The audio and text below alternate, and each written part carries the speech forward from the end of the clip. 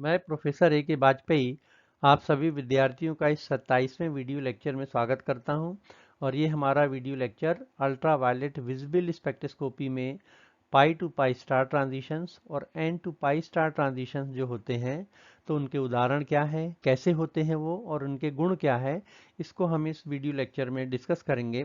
तो आइए इस वीडियो लेक्चर को हम प्रारंभ करते हैं। इसमें मुख्य रूप से दो विषय लिए हैं, pi to pi star transition क्या है और n to pi star transitions क्या है। आपको मालूम है कि पाई बॉन्डिंग ऑर्बिटल है और इसका anti bonding orbital pi star होता है। इसी तरह से एन नॉन बॉन्डिंग ऑर्बिटल है, तो इसका पाई स्टार में ट्रांजिशन कैसे होता है, क्या उदाहरण होते हैं, इन सब चीज़ों को हम इन दोनों ट्रांजिशंस के लिए डिस्कस करेंगे। यूवी विजिबल स्पेक्ट्रोस्कोपी आपको मालूम है कि जब ultraviolet visible radiation molecule से इंटरेक्ट करते हैं तो अल्ट्रा वायलेट विजिबल स्पेक्ट्रोस्कोपी बनती है। अब मुख्य रूप से अगर अल्ट्रा वायलेट विजिबल रेडिएशन को देखें, उसकी वेवलेंथ को देखें, तो 10 नैनोमीटर से 200 नैनोमीटर तक की जो रेंज है वो फार यूवी कहलाती है। 200 से 400 यूवी और 400 नैनोमीटर से 780 या 800 नैनोमीटर तक दृश्य प्रकाश या विजिबल रेडिएशंस कहलाते हैं। इनके बारे में हम पहले भी बात कर चुके हैं और जो विजिबल रेडिएशंस होते हैं उनकी अलग अलग उनके रंगों के हिसाब से क्या वेवलेंथ की रेंज होती है, ये यहाँ पे दर्शाई हुई। जब मॉलिक्यूल से अल्ट्रावायलेट विजिबल रेडिएशंस टकराते हैं तो इलेक्ट्रॉनिक ट्रांजिशन होते हैं और इसीलिए इस स्पेक्ट्रोस्कोपी को इलेक्ट्रॉनिक स्पेक्ट्रोस्कोपी भी कहा जाता है। अब ये जो इलेक्ट्रॉन्स होते हैं ये कहाँ रहते हैं, ये मॉलिक्यूलर ऑर्बिटल्स में होते हैं। तो ये मॉलिक्यूलर ऑर्बिटल्स को हम तीन प्रकार से बांटते हैं। बॉन्डिंग ऑर्बिटल जिसके अंतर्गत सिग्मा और पाई आते हैं, नॉन बॉन्डिंग ऑर्बिटल जिसको एन से दर्शाते हैं, और इन दोनों के एंटी बॉन्डिंग ऑर्बिटल सिग्मा का सिग्मा स्टार, पाई का पाई स्टार। तो ये जो सिग्मा स्टार और पाई स्टार हैं इनको ल्यूमो कहा जाता है और ये जो तीनों एन, पाई और सिग्मा है इनको कहा जाता है होमो, हाईएस्ट ऑक्यूपाइड मॉलिक्यूलर ऑर्बिटल। इनमें मुख्य रूप से अंतर ये है कि सिग्मा और पाई जो ऑर्बिटल्स हैं उसमें इलेक्ट्रॉन रहते हैं, बॉन्डिंग में भाग लेते हैं। नॉन बॉन्डिंग ऑर्बिटल जो एन है उसमें इलेक्ट्रॉन तो रहते हैं पेयर के रूप में, परंतु बॉन्ड बनाने में भाग नहीं लेते हैं। और सिग्मा स्टार और पाई स्टार इनमें इलेक्ट्रॉन नहीं रहते हैं। तो ये कहलाते हैं ल्यूमो ऊपर, सिग्मा स्टार पाई स्टार, और ये कहलाते हैं होमो। अब जब यूवी विजिबल रेडिएशन किसी मॉलिक्यूल पे पड़ते हैं तो इलेक्ट्रॉनों का ट्रांजिशन चार प्रकार से होता है। इलेक्ट्रॉन या तो सिग्मा से सिग्मा स्टार में चला जाता है, सबसे ज़्यादा ऊर्जा लगती है इसके लिए, या एन बॉन्डिंग मतलब नॉन बॉन्डिंग इलेक्ट्रॉन एन से सिग्मा स्टार में चला जाता है, इसमें कम ऊर्जा लगती है थोड़ी। और तीसरा ट्रांजिशन होता है पाई टू पाई स्टार, और चौथा होता है सबसे कम एनर्जी लगती है जिसमें एन टू पाई स्टार। तो ये चार ट्रांजिशंस में सबसे ज़्यादा एनर्जी लगती है सिग्मा टू सिग्मा स्टार में, फिर एन टू सिग्मा स्टार में, फिर पाई टू पाई स्टार में, फिर एन टू पाई स्टार में। ये दो जो ट्रांजिशन है ऊपर के, ये ऑलरेडी हम आपको बता चुके हैं पुराने वीडियोस में, आपने सुना भी होगा। इस वीडियो में केवल हम दो तरह के ट्रांजिशन लेंगे, पाई टू पाई स्टार और एन टू पाई स्टार। सबसे पहले देखें पाई टू पाई स्टार ट्रांजिशन क्या है। तो जैसा कि नाम से स्पष्ट है कि पाई ऑर्बिटल होना जरूरी है, पाई होगा तभी पाई स्टार होगा। और पाई ऑर्बिटल का मतलब होता है कि उसमें पाई बॉन्ड हो, चाहे डबल बॉन्ड हो या ट्रिपल बॉन्ड। तो ये ट्रांजिशन उन सभी कंपाउंड्स में पाया जाता है जो अनसैचुरेटेड होते हैं, जैसे अनसैचुरेटेड हाइड्रोकार्बन हो, या तो एल्कीन हो या एल्काइन हो, या एजो हो या साइनाइड्स हो, कार्बोनिल कंपाउंड्स हैं सी डबल बॉन्ड वाले, या एरोमेटिक कंपाउंड्स हैं, सब में ये transitions pi to pi star transition पाए जाते हैं। और इनके लिए जो एनर्जी लगती है वो पहले के दो ट्रांजिशन जो थे सिग्मा टू सिग्मा स्टार और एन टू सिग्मा स्टार से कम लगती है। मतलब ये ट्रांजिशन लॉन्गर वेवलेंथ में होते हैं, ऐसी वेवलेंथ में होते हैं जिनका मान इन पूर्व किए ट्रांजिशंस के लिए लगने वाली वेवलेंथ से अधिक है। तीसरी बात यह है कि कोई भी ट्रांजिशन होता है तो अगर मिलने वाली लाइन की या बैंड की इंटेंसिटी ज़्यादा है, इसका मतलब होता है उस ट्रांजिशन के होने की प्रोबेबिलिटी भी ज़्यादा है। अगर इंटेंसिटी कम है तो प्रोबेबिलिटी कम है। उदाहरण के लिए जैसे इथिलीन में दो तरह के बैंड मिलते हैं 174 और 200 नैनोमीटर पे, परंतु 174 नैनोमीटर पे जो बैंड मिलता है वो पाई टू पाई स्टार ट्रांजिशन के कारण मिलता है और ये अलाउड होता है सिलेक्शन रूल के आधार पे, इसलिए इसकी इंटेंसिटी ज़्यादा होती है और इसकी इंटेंसिटी बहुत कम होती है, तो ये वीक बैंड मिलता है 200 नैनोमीटर पे। चाहे पाई टू पाई स्टार ट्रांजिशन हो या एन टू पाई स्टार, जैसा आगे हम देखेंगे, सॉल्वेंट का बड़ा रोल होता है उसमें। अब इथिलीन चूंकि नॉन पोलर है, इसलिए यहाँ पे सॉल्वेंट का कोई प्रभाव इस ट्रांजिशन पर नहीं पड़ता है। अब यहाँ पे एक नई टर्मिनोलॉजी आती है, बैथोक्रोमिक शिफ्ट। इसको रेड शिफ्ट भी कहा जाता है। देखिए क्या होता है, जैसे ओलिफिन है, डबल बॉन्डेड कंपाउंड है, जैसे इथिलीन। अगर इथिलीन में हाइड्रोजन के बदले हम क्या करें, जो एल्किल ग्रुप्स हैं उनकी संख्या अगर हम बढ़ाते जाएं, तो हम देखेंगे कि जो लेम्डा मैक्स है उसका मान लॉन्गर वेवलेंथ की तरफ शिफ्ट होता जाता है। लेम्डा मैक्स मतलब वो वेवलेंथ जिस पे मैक्सिमम एब्जॉर्प्शन होता है लाइट का, रेडिएशन का, वो लेम्डा मैक्स कहलाती है। तो इथिलीन में देखिए, इथिलीन का लेम्डा मैक्स है 174 नैनोमीटर, यूवी रेंज में है नेचुरली।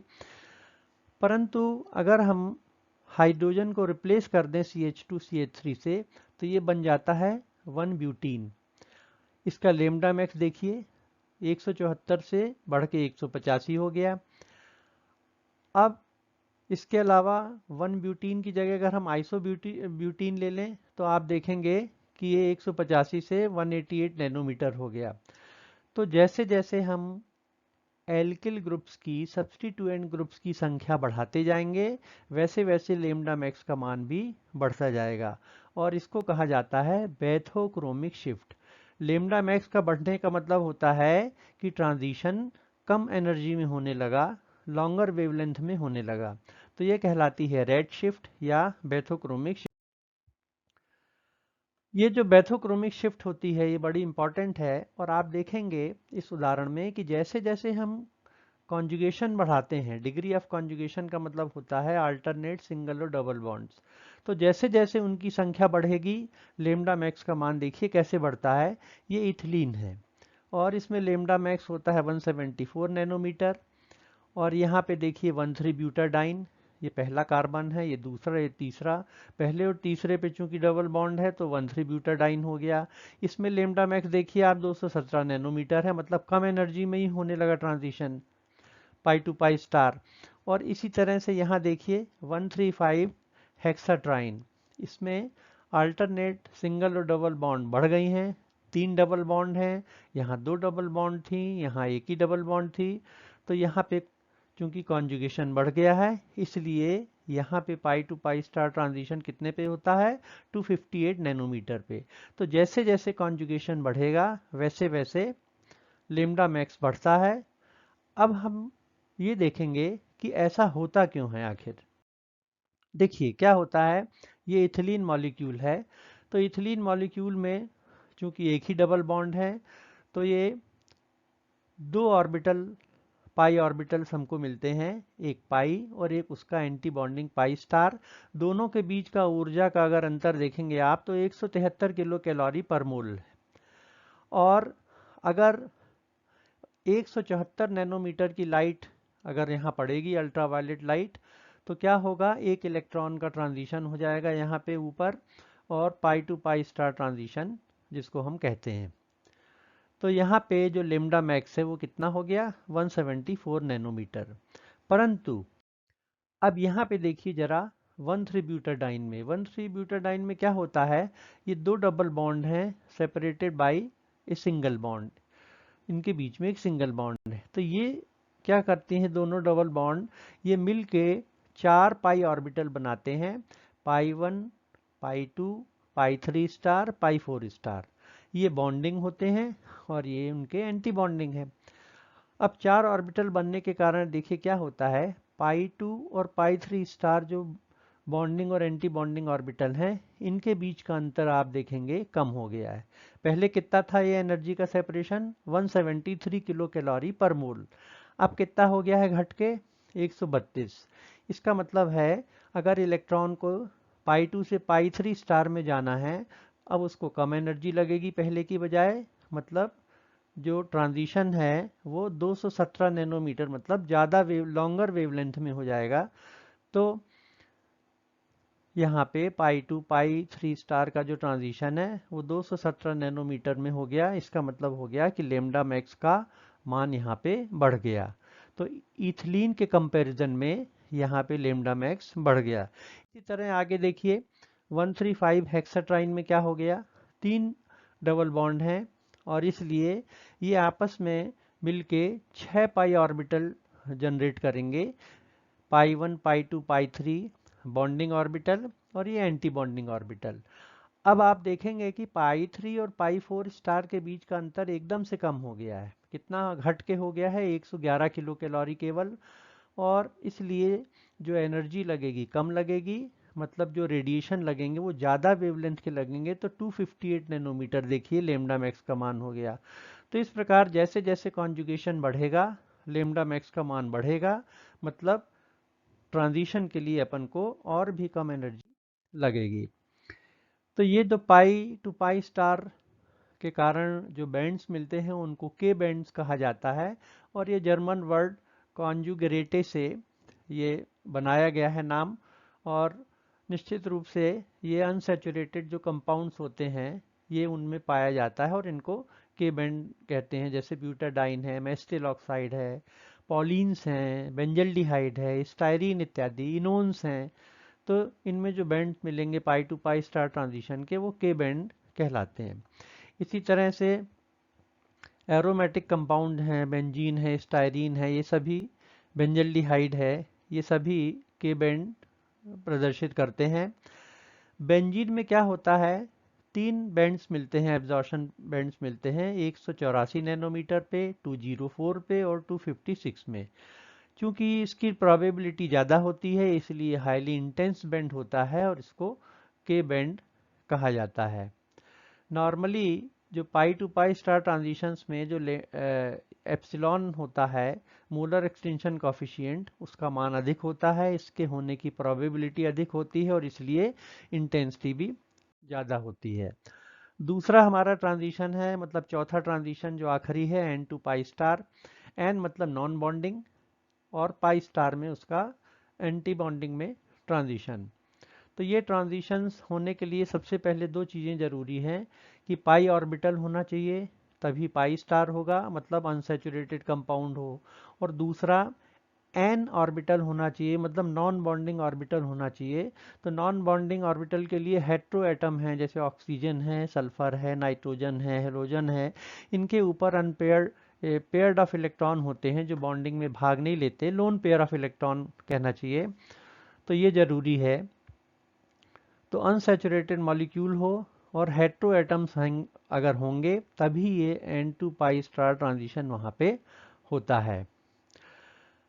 ऐसे मॉलिक्यूल जिनमें सिंगल क्रोमोफोरिक ग्रुप हो, जैसे कार्बोनिल है या नाइट्रो हो, NO2, तो उसमें n to pi star transition होता जरूर है, परंतु उसके होने की प्रोबेबिलिटी बहुत कम होते हैं। फॉरबिडन ट्रांजिशन नॉर्मली इसको कहा जाता है और इसलिए इनकी इंटेंसिटी भी काफ़ी वीक होती है।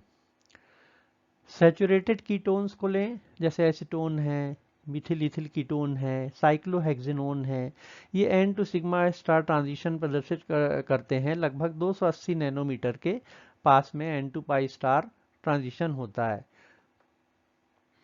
जबकि सैचुरेटेड जो एल्डिहाइड हैं, जैसे फॉर्मेल्डिहाइड है, एस्टिल्डिहाइड है, इनमें भी n to pi star transition होता है, वीक होता है और 270 से 300 नैनोमीटर की रेंज में होता है। कार्बोनिल कंपाउंड्स एक बड़ा अच्छा उदाहरण है। ऐसे कार्बोनिल कंपाउंड्स जिनमें डबल बॉन्ड्स होती हैं और उनके बीच में सिंगल बॉन्ड्स होती हैं, मतलब सिंगल बॉन्ड्स सेपरेटेड होते हैं, उसमें जो लेमडा मैक्स है या जो ये ट्रांजिशन है N टू पाई स्टार 300 से 350 नैनोमीटर तक होता है। देखिए अब एक अच्छा उदाहरण है ये एसीटोन। एसीटोन में देखिए आप लेमडा मैक्स है 270 नैनोमीटर। यहाँ पे देखिए एक्रोलिन। एक्रोलिन में अब देखिए क्या हुआ, ये तो कार्बोनिल ग्रुप हो गया, परंतु यहाँ पे डबल बॉन्ड है, ये सिंगल बॉन्ड है, फिर डबल बॉन्ड है, फिर सिंगल बॉन्ड है, मतलब डबल बॉन्ड्स के बीच में सिंगल बॉन्ड है।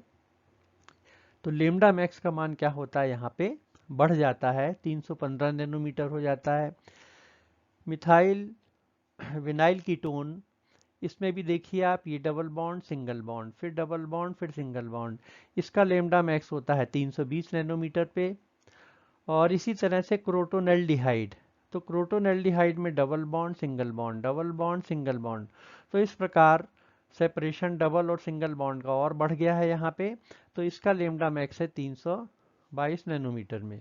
और ये जो बैंड्स होते हैं इनको कहा जाता है आर बैंड्स। ये जर्मन वर्ड है, रेडिकल से इसको लिया गया है, तो ये कहलाते हैं आर बैंड्स। अब इसके कुछ अपन गुणों को देखें n to pi star transition के। अब अपन अगर ये देखें कि पिरिडीन का यूवी स्पेक्ट्रा अगर आप देखें और साइक्लोहेक्सेन में उसको रिकॉर्ड करें और मीथेनॉल में, यहाँ ये दोनों सॉल्वेंट हैं, तो आप देखेंगे कि जो लेमडा मैक्स है वो शॉर्टर वेवलेंथ में शिफ्ट हो जाता है। कहाँ शिफ्ट हो जाता है, शॉर्टर वेवलेंथ की जगह। शॉर्टर वेवलेंथ का मतलब होता है ज़्यादा ऊर्जा लगेगी, हायर एनर्जी का लगना। तो जब कभी भी लेमडा मैक्स शॉर्टर वेवलेंथ की तरफ चला जाता है तो इसको कहा जाता है हिप्सोक्रोमिक शिफ्ट।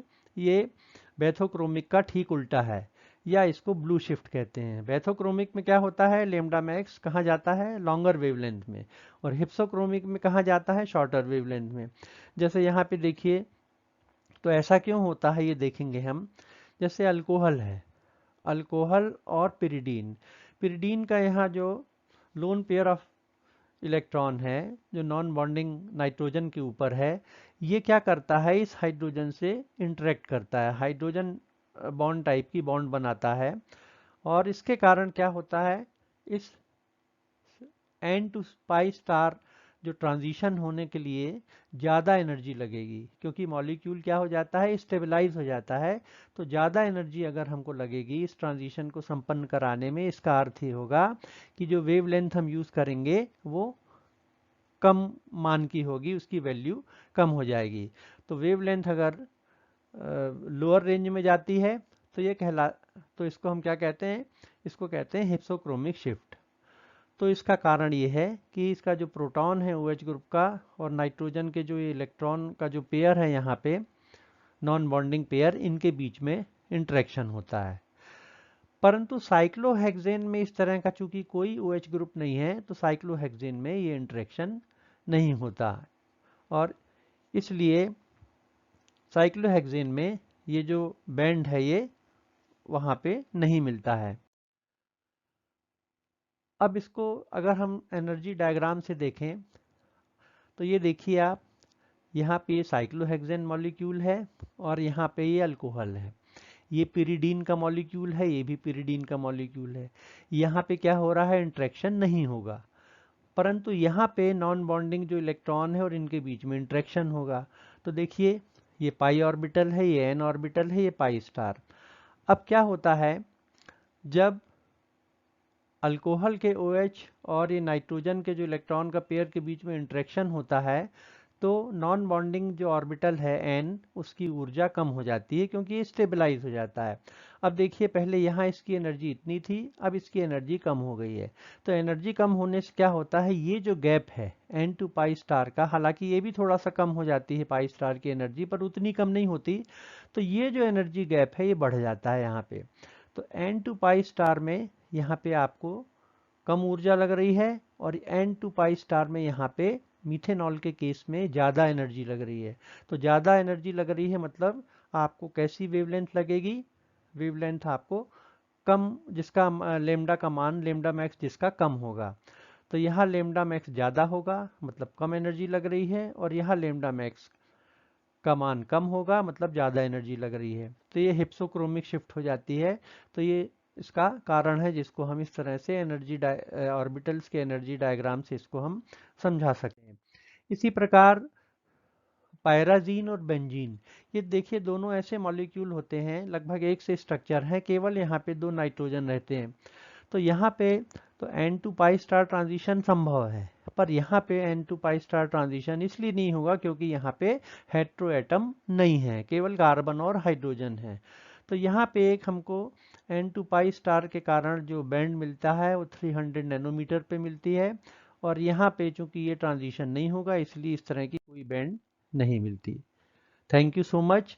और हमारा जो नेक्स्ट वीडियो लेक्चर है वो अल्ट्रा वायलेट स्पेक्ट्रोस्कोपी का एक बड़ा इंपॉर्टेंट टॉपिक है, फ्रैंक कॉन्डन प्रिंसिपल, उस पे हमारा ये लेक्चर होगा। तो थैंक यू सो मच। इस चैनल को भी आप सब्सक्राइब कीजिएगा।